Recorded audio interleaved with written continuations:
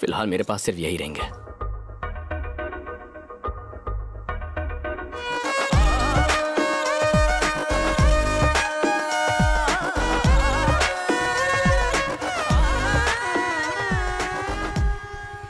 Bye bye.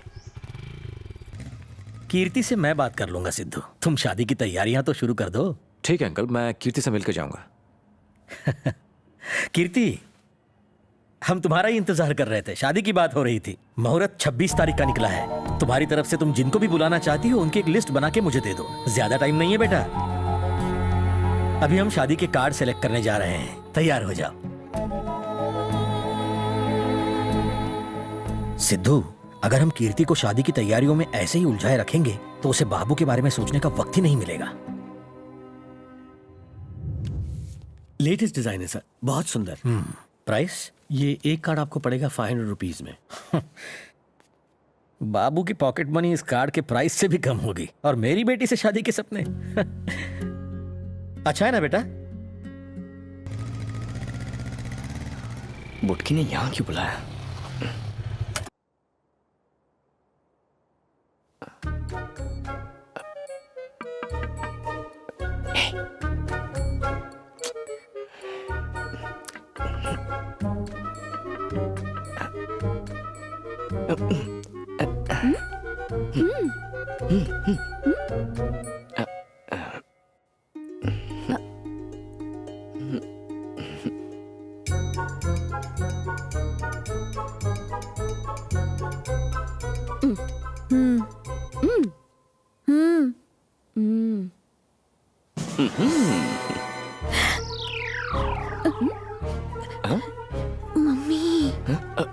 Mummy, sorry,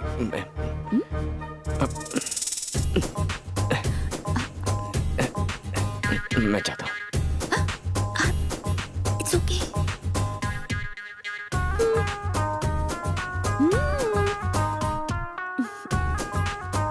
क्या आदर्श माँ है, सुपर्ब। पैर जरा साइड कीजिए ना, थोड़ा सा। नहीं नहीं नहीं, आपका थोड़ा सा और। जय माता दी। किसी की नजर ना लगे। आप और ये खड़ूस कैसे? हाँ, लगता है हमें तुम्हारी मम्मी का फुल सपोर्ट है। जो चीज मेरे पापा को पसंद नहीं आती वो मम्मी को ऑटोमेटिकली पसंद आती है। बात ये है। मम्मी को मेरी तरफ से लव यू कह देना। मम्मी के बारे में बाद में बात करेंगे, पहले मुझे सिद्धू के बारे में कुछ बताना है। देखो, ये वो मैसेजेस और वीडियोस हैं जो सिद्धू ने मुझे भेजे हैं हनीमून के लिए।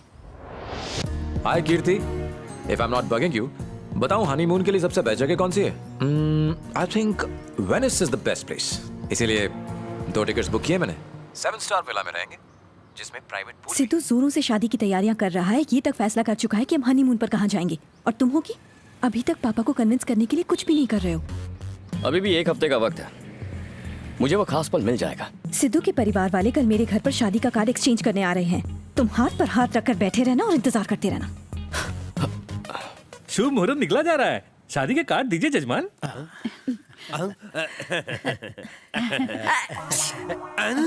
कर दिया सत्यानाश। सर्दी है। हाँ ठीक है, ठीक है। कोई बात नहीं। अल्लाह बंदी करो जल्दी। सब लोग आ गए ना? हाँ, सब लोग यहीं तो हैं। समझी जी।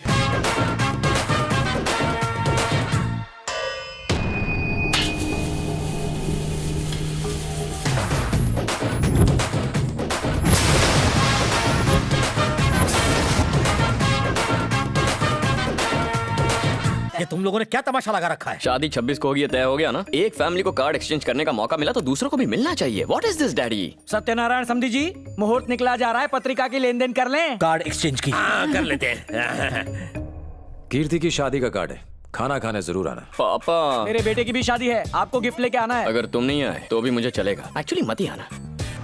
अब क्या खाना खा के जाओगे? चलो ना। होने वाली बहू से बात तो बातें करने करती दो। हो। तू कुछ बोलेगा? ये लोग आपस में बात करने वाले हैं, हम भी बैठकर सुनते हैं ना। बात में दम है। चलो आसन ग्रहण करो। जगह बनाओ। लेफ्ट में, राइट में, सेंटर में। क्या कर रहे हो? ये सब क्या है? बैठिए ना। शुरू करें? चलो जाओ। हाँ तो बेटी, अब तुम क्या पढ़ रही हो? दिन में एमबीए की किताबें पढ़ती है और रात को मेरे भेजे एसएमएस पढ़ती है।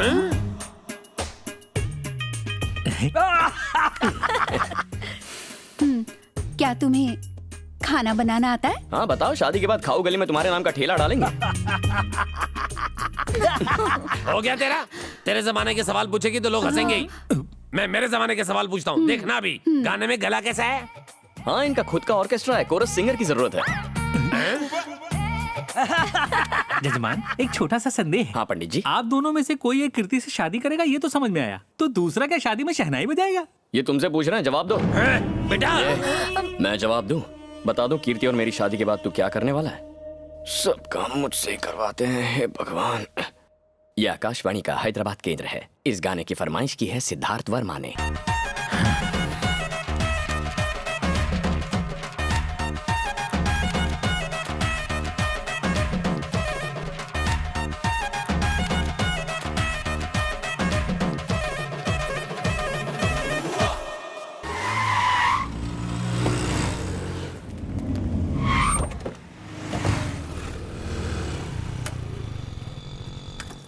जा गाड़ी पार्क करके आ।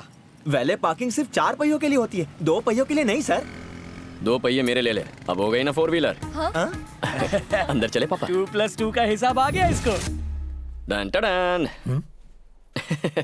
तुम यहाँ क्या कर रहे हो? हम जा रहे थे तब मेरे बेटे को जोर से सुसु आई, तो मैंने कहा शोरूम पास में ही है। साड़ी के शोरूम में कोई शौचालय ढूंढने आता है क्या बेटा? पापा शादी की शॉपिंग सर। हाँ, बेटी की शादी की। जमाई कहाँ है? ये रहा, इस एरिया का सब इंस्पेक्टर है। क्या बात है, सब इंस्पेक्टर आपका जमाई है। Continue continue. नहीं नहीं। मम्मी, ये साड़ी कैसी लग रही है? अरे मुझसे क्यों पूछ रही है? अपने होने वाले पति से पूछ। यही तो है, पूछ लीजिए। बेटा तुम्हें ये साड़ी कैसी लगी? ओके है मम्मी जी। ओके है। मैम, आपका जमाई कौन है? ये है। और वो कौन है? मैं उस लड़के को नहीं जानती। बहुत कंफ्यूजन है सर। आपका जमाई कौन है? बताया तो, ये मेरा जमाई है। और ये वाला? क्या? मैं इस लड़के को नहीं जानता। आप दोनों का रिलेशन? पति पत्नी। नहीं ये और ये प्रोडक्ट? हमारी बेटी। और जमाई? ये रहा। सासू माँ, पाव कहाँ है आपके? एक पे एक फ्री का ऑफर सुना तो था, आज देख भी लिया। वेलकम टू कला मंदिर। अरे इन्हें कोई अच्छा सा जमाई दिखाओ, मतलब साड़ी दिखाओ। Congratulation sir. किस लिए? शादी का सीजन चल रहा है, इसलिए हम रोज एक लकी जोड़े को चुनते हैं और कला मंदिर की तरफ से उसे एक हनीमून पैकेज देते हैं। और आज ये प्राइज आपकी बेटी को मिला है। ये तो दुल्हन की टिकट हुई, दूल्हे की कहाँ है? वो तो दूल्हा पहले ही ले गया है।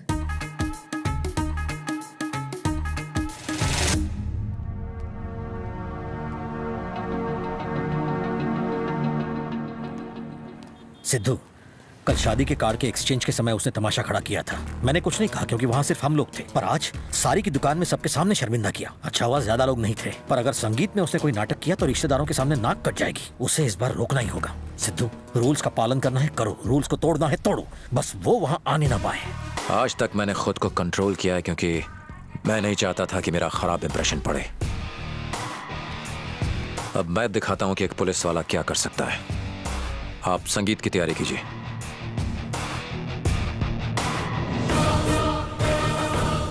आप शादी के लिए लोन ले रही हैं, जरूरी है क्या? बिना पैसों की शादी करेगा? चल हमारा छोड़, लेकिन कीर्ति के लिए तो कपड़े लेने होंगे ना? हाँ नरेंद्र, नहीं, मर्डर सस्पेक्ट को जेल में रहने देना, बाकी सबको रिहा कर दो। मेरे बारे में खिचड़ी पका रहा है? नहीं यार, मैं नहीं चाहता कि तू धूप में काला हो जाए, इसीलिए सोचा तुझे लॉकअप में डाल दो। तुझे लगता है बिना कोई जुर्म किए तू मुझे बेवजह अंदर डालेगा और मैं चुपचाप देखूंगा? क्या कर लेगा बे? लड़ो मत बेटा, प्लीज। मैं तुम्हारी माँ जैसी हूँ, शांत हो जाओ। छोड़ दे बेटा, ऐसा मत कर। क्या करे? बिना जुर्म के जेल नहीं जाएगा। कर लिया ना जुर्म, ड्यूटी पर खड़े ऑफिसर का कॉलर पकड़ने का। और कोई जुर्म करेगा? अब तो तू गया। चल। माँ आप घर जाओ, मैं आ जाऊंगा। नरेंद्र, कंप्लेन लिखो। नमस्ते सर। बाबू नाम के लड़के को इंस्पेक्टर का कॉलर पकड़ने के जुर्म में अरेस्ट किया।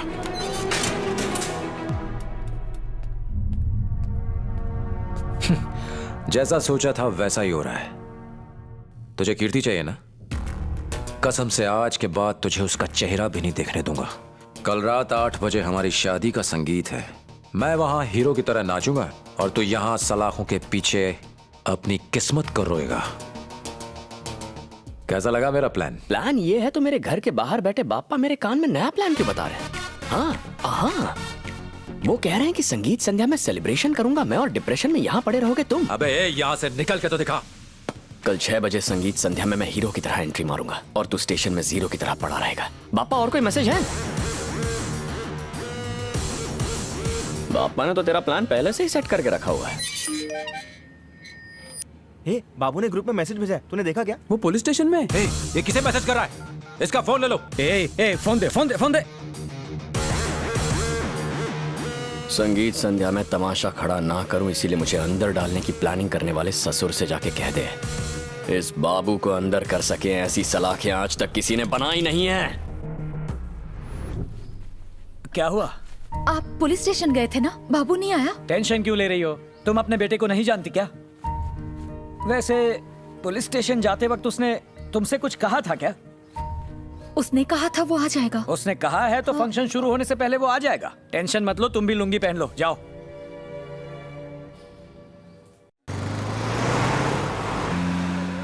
अरे यहाँ लाइन क्यों लगी हुई है? सुबह से मैं आपके साथ हूँ सर। सलाम साहब, सब लोग आपका ही वेट कर रहे हैं। ए, पब्लिक के लिए पानी ला रहे।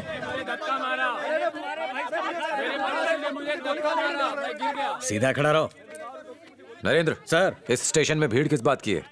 बाबू ने आपसे बदला लेने का प्लान बनाया है। इसके कॉलोनी के लोग किसी न किसी चीज की रिपोर्ट लिखाने आए हैं। अब तक 250 केस जमा हो गए हैं। 250 नहीं 500। हाँ, 250 इसके, 250 मेरे। कैसे केसेस? इसका तकिया खो गया है, उसका नाड़ा खो गया है और उस भाई साहब का अंडरवियर खो गया है। तकिए की कौन रिपोर्ट लिखाता है? दरअसल जो तकिया चोरी हुआ है वो इसे दहेज में मिला था और अब ससुराल वालों का बहुत प्रेशर है इस पर। और ये नाड़े का क्या मामला है? दरअसल वो नाड़ा नडियाद का था, किसी ने खींच लिया उसके पजामे से। और ये अंडरवेयर का क्या मामला है? वही अंडरवेयर पहनकर उसके दादाजी ने झंडे गाड़े थे। चोरी का केस तो बनता है सर। बेटा सिद्धू, शौक लग गया ना? अगला केस तो सुनो, शौक के साथ क्रेजी हो जाओगे। शामलता, लाइन में इतनी पीछे क्यों खड़ी हो? आगे आ जाओ। हटा हटा हटा। कभी 80 साल की जवान लड़की देखी नहीं? आपकी क्या समस्या है दादी माँ? ईव टीजिंग केस है। हमारे एरिया के सारे बुढ़े मुझे देखकर डांस करते हैं। छेड़खानी तो इनके जैसी खूबसूरत लड़कियों के साथ होती है